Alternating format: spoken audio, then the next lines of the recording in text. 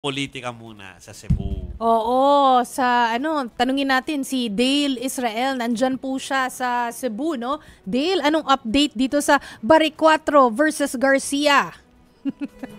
Mayong gabi, Chiki, Jovi at Mase. Oo. Hindi pa nga rin matapos-tapos tong issue sa election dahil sa electoral protest ni outgoing Governor Gwen Garcia at nag-file naman ng reply si Governor-elect Pamela Baricuatro. Ipinail ito ni Attorney Al Agra, ang reply ni Baricuatro dyan sa Comelec, Maynila kahapon ng umaga bilang lead counsel siya ni Baricuatro. Nakakuha tayo ng kopya, mga 52 pages ito. 52 pages na nabasa natin buong araw.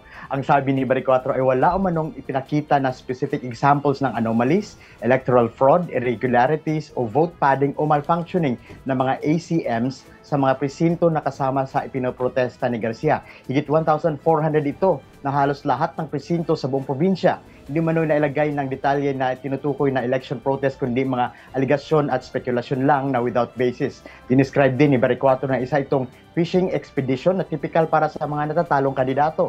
Ang sabi pa nga niya na isa itong nuisance suit at komentaryo lang na para sa isang opinion editorial ng isang tabloid. Kasi din daw sa batas na kung magprotesta man o mag-file ng protesta, ay dapat nakalagay ang mga specific na mga nakita nito o examples ng mga anomalya sa specific na lokasyon at instances ng dayaan. Kung kaya nasabi ng mga abogado ni Baricuatro na ito ay insufficient in form and substance. May mga ilang mga na-mention naman ng mga unnamed voters sa protesta ni Garcia pero iilan lang ito, mga 3 hanggang 4 na katao, nakatutok naman lahat daw sa integridad ng resulta ng eleksyon sa Cebu, pati mga local watchdogs at media at wala namang nai-report na malawakang pandaraya sa eleksyon. Kung may mga unnamed voters si Garcia, ay may inilista din ng mga 50 named witnesses mula sa probinsya na makakapag-testify na patas ang eleksyon sa Cebu.